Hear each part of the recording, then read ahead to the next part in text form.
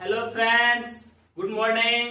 कैसे हैं आप लोग? मैं विकास शुक्ला, आपके अपने YouTube channel the web class में आपका स्वागत है। दोस्तों, पिछली क्लास में हम लोग नंबर सिस्टम किसे कहते हैं, कितने प्रकार के होते हैं, इन सब का कहाँ यूज होता है आप जान चुके हैं। आइए आज नंबर सिस्टम में जीरो लेवल से चालू करने वाले हैं। जीरो से हीरो बनना है, एकदम जीरो लेवल से चालू करेंगे। आज की वीडियो में अंक किसे कहते हैं, यानी कि डिजिट। डिजिट किसे कहते हैं? 0 से 9 तक की पूर्ण संख्याओं को डिजिट कहते हैं। किसे कहते हैं डिजिट? 0 से 9 तक की पूर्ण संख्याओं को डिजिट कहते हैं। संख्या किसे कहते हैं? डिजिट को मिलने से संख्या बनती है। डिजिट के मिलने से संख्या बनती है। जिस प्रकार अक्षर मिलने से शब्द बनता है, जिस प्रकार अक्षर मिलने से शब्द बनता है, उसी प्रकार डिजिट मिलने से नंबर बनते हैं। लेटर मिलकर वर्ड बनता है, लेटर मिलकर वर्ड बनता है, उसी प्रकार डिजिट मिलने से नंबर का निर्माण होता है। जैसे में देखिए बताते हैं। डिजिट यानी कि अंक,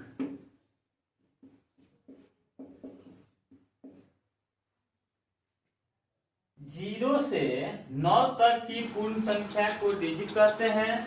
यानी जैसे एज फॉर एग्जाम्पल में 0, 1, 2, 3, 4, 5, 6, 7, 8, 9, यानी कि 0 से 9 तक की संख्या को क्या कहते हैं? डिजिट कहते हैं। 0 से 9 तक की पूर्ण संख्या को डिजिट कहते हैं। और संख्या यानी कि नंबर किसे कहते हैं? डिजिट के मिलने से संख्या बनती है। जैसे में आप देखिए 4, 3, 2 एक संख्या है, डिजिट के मिलने से बनी है। 3, 2, 5, 3, 2, 7 डिजिट के मिलने संख्या बनी है। यानी या 0, 1, 2, 3, 4, 5 यह भी आपकी संख्या है, यह भी आपका संख्या है। यानी कि डिजिट के मिलने से संख्या बनता है। 0, 1, 2, 3, 4, 5 यह भी आप जानते हैं। कॉम्प्लेक्स नंबर किसे कहते हैं? कॉम्प्लेक्स नंबर यानी सम्मिश्र संख्या, वास्तविक संख्या और काल्पनिक संख्या के सम्मिलित रूप को कॉम्प्लेक्स नंबर कहते हैं। यानी कि रियल नंबर और इमेजिनरी नंबर के मिश्रण को कॉम्प्लेक्स नंबर कहते हैं। कॉम्प्लेक्स नंबर किसे कहते हैं? वास्तविक संख्या यानी कि रियल नंबर और काल्पनिक संख्या यानी कि इमेजिनरी नंबर के समूह को हम सम्मिश्र संख्या यानी कि कॉम्प्लेक्स नंबर कहते हैं। कॉम्प्लेक्स नंबर को हम जेड से सूचित करते हैं। जेड यानी कि कॉम्प्लेक्स नंबर जेड से सूचित करते हैं। देखिए जेड बराबर, अगर हम मान लें कि 4 प्लस 3i, एग्जाम्पल में 4 प्लस 3i, इसको आप ध्यान मत दीजिए, ऐसे समझिए। 4 प्लस 3i आपका 4 जो है रियल नंबर है और 3i है जो इमेजिनरी नंबर है। देखिए कैसे, इसको आप a मानिए, इसको b, जेड से सूचित करते हैं कॉम्प्लेक्स नंबर को। तो जेड बराबर a प्लस bi होगा। और जेड का मैग्नीट्यूड निकालिएगा आप, तो root under a square plus b square होगा। अगर इसका पूछेगा, आपका मान पूछेगा, तो आप इसका मैग्नीट्यूड जब निकालिएगा तो आपका हो जाएगा जेड बराबर हो जाएगा रूट अंडर a स्क्वायर यानी का 4 का स्क्वायर प्लस b स्क्वायर यानी 3 का स्क्वायर यानी कि 25 होगा, यानी कि आपका 5 होगा। कॉम्प्लेक्स नंबर को हम जेड से सूचित करते हैं। आपको दे दिया जाए, क्वेश्चन पूछा जाए, तो आप इसका आंसर बनाइएगा, आपका आंसर इसका 5 आएगा। कॉम्प्लेक्स नंबर वास्तविक संख्या, रियल नंबर और काल्पनिक संख्या इमेजिनरी नंबर का मिश्रण को कॉम्प्लेक्स नंबर कहते हैं। और आगे बात वास्तविक संख्या, रियल नंबर किसे कहते हैं और इमेजिनरी नंबर किसे कहते हैं। रियल नंबर जिसे हम संख्या रेखा पर प्रदर्शित करते हैं वही आपका रियल नंबर कहलाता है। जिसे संख्या रेखा पर प्रदर्शित नहीं करते हैं उसे इमेजिनरी नंबर कहते हैं। रियल नंबर का एक और डेफिनेशन होता है कि परिमेय संख्या और अपरिमेय संख्या के मिश्रण को हम रियल नंबर कहते हैं। और इमेजिनरी नंबर जिसे संख्या रेखा पर नहीं प्रदर्शित करते हैं, ऐसे संख्या रेखा पर प्रदर्शित करते हैं। ये जो रियल नंबर है आपका परिमेय संख्या और अपरिमेय संख्या का मिश्रण होता है। काल्पनिक संख्या को आई से सूचित करते हैं। इसे आई से सूचित किया जाता है। आई बराबर क्या होता है? आयोटा। आई का मतलब हुआ आयोटा। आई का मान कितना होता है? आई का मान √(-1). आई का मान √(-1) होता है। आपका एग्जाम्पल में देखिए कि आपको दे देगा, पूछ देगा कि -√35 जो है आपका क्या इमेजिनरी नंबर है? हाँ, देखिए कैसे √35 जो आपका है गुने √-1 लिख सकते हैं। -√35 को √35 गुने -1 लिख सकते हैं। और √35 आपका -1 जो होता है इमेजिनरी आई के बराबर होता है, यानी कि √35 आई जो आपका हुआ क्या हुआ? काल्पनिक संख्या यानी कि इमेजिनरी नंबर है। इसे हम प्रदर्शित नहीं करते हैं। इस संख्या यानी कि इमेजिनरी नंबर को सिर्फ प्रदर्शित नहीं करते हैं इस संख्या को। अब आइए परिमेय संख्या और परिमेय संख्या यानी कि रेशनल नंबर, इरेशनल नंबर के मिश्रण को हम रियल नंबर कहते हैं। यानी कि रेशनल नंबर किसे कहते हैं? रेशनल नंबर आपका जिसे हम p/q के रूप में, जिसे p/q के रूप में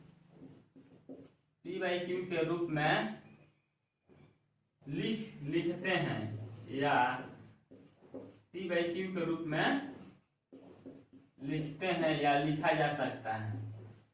p/q के रूप में हो या p/q के रूप में लिखा जा सकता है। आपका परिमेय संख्या कहते हैं।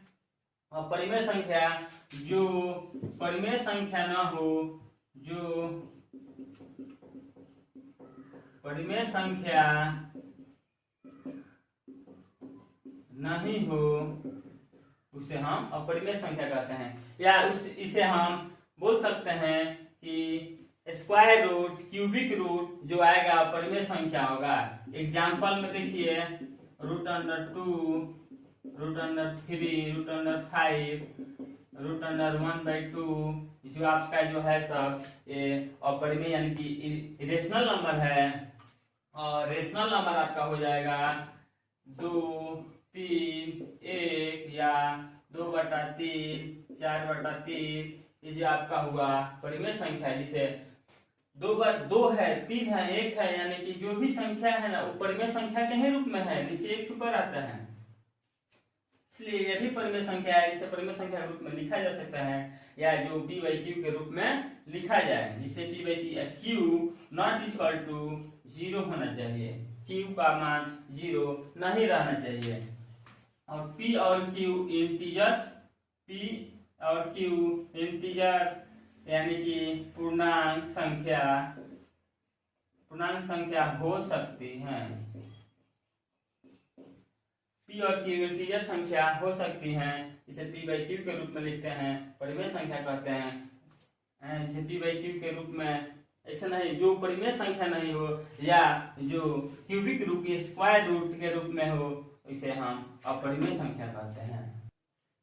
दोस्तों, अब कंफ्यूजन होता है कि पाई परिमेय संख्या है या अपरिमेय संख्या है, 22/7 परिमेय है या अपरिमेय है। दोस्तों देखिए 22/7 जो आपका है ये परिमेय संख्या होता है, और जो पाई है पाई वो अपरिमेय संख्या है। पाई अपरिमेय, आप कहिएगा पाई का मान ही 22/7 होता है। नहीं दोस्तों, पाई का मान माना गया है 22/7। पाई का मान 22/7 नहीं होता है। पाई का मान कर उसको रखा गया है 22/7, जबकि और 3.1 भी पाई का मान माना ही गया है। इसलिए आप कंफ्यूजन दूर कीजिए। याद रखिए पाई जो है अपरिमेय संख्या है, पाई अपरिमेय संख्या है और 22/7 परिमेय संख्या है आपका। रियल नंबर को दो भागों में बांटा गया है। रियल नंबर को दो भागों में, पहला भाग डेसिमल नंबर और दूसरा इंटीजर नंबर।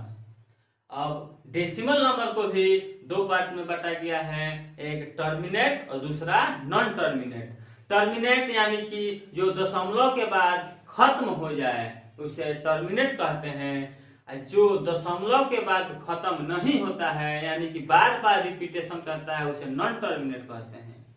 टर्मिनेट किसे कहते हैं? जो दशमलव के बाद खत्म हो जाए उसे टर्मिनेट, नॉन टर्मिनेट जो दशमलव के बाद खत्म ना हो यानी कि बार बार रिपीटेशन हो उसे नॉन टर्मिनेट कहते हैं। जैसे देखिए दशमलव को डेसिमल संख्या को दो भागों में बांटा गया है, एक टर्मिनेट दूसरा नॉन टर्मिनेट। यानी टर्मिनेट यानी कि इसको हिंदी में बोलते हैं शांत, इसको बोलते हैं हिंदी में अशांत। आप दोनों जानिए। टर्मिनेट जो है यानी कि इसको कहने का मतलब है, आप बनाकर स्टार मार के लिख लीजिएगा, जो दशमलव के बाद लिखेंगे समय लगेगा, जो दशमलव के बाद खत्म हो जाए उसे टर्मिनेट कहते हैं, जो दशमलव के बाद खत्म न हो। एग्जाम्पल में देखिए, एग्जाम्पल 0.5, 0.25 यानी कि 0.5 दशमलव के बाद खत्म हो जाएगी, यानी कि इसे 1/2 के रूप में लिखते हैं। 0.25 यानी कि 1/4 यानी कि जो दशमलव के बाद खत्म हो जाए वही आपका टर्मिनेट होता है। टर्मिनेट इसे आप बोल सकते हैं, इसे P/Q के रूप में, टर्मिनेट को आप P/Q के रूप में लिख सकते हैं, P/Q के रूप में लिख सकते हैं।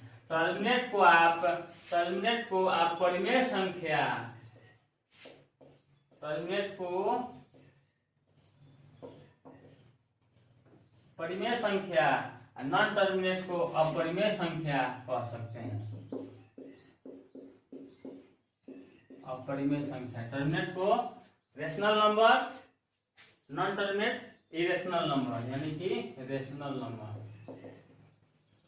ठीक, इसे यानी कि टर्मिनेट को रेशनल नंबर भी आप बोलिए P/Q के रूप में लिख सकते हैं, जो दशमलव के बाद खत्म हो जाए। नॉन टर्मिनेट अपरिमेय संख्या यानी कि जो दशमलव के बाद खत्म न हो।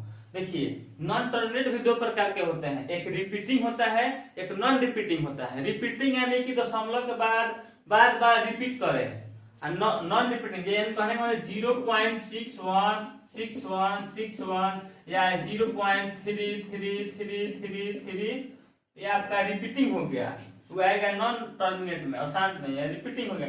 इसमें नॉन रिपीटिंग यानी कि आपका 0.32174358 रिपीटिंग नहीं करेगा आपका, नॉन रिपीटिंग में होगा। और रिपीटिंग यानी कि आपका ईश्वर दे देंगे। रिपीटिंग यानी कि 0.616161 रिपीट करते रहेगा, 0.333 रिपीट करते रहेगा, आपका रिपीटिंग में आएगा। इसको हम 0.3 पर रेकरिंग दे सकते हैं। तो आप इसे बढ़िया से समझ गए होंगे। अगले क्लास में हम लोग इंटीजर्स नंबर यानी कि पूर्णांक संख्या के बारे में पढ़ेंगे। दोस्तों बहुत अच्छा तरीके से बताने वाला है, वीडियो जरूर देखिएगा और मेरे चैनल को लाइक और सब्सक्राइब करना ना भूलें। Thank you.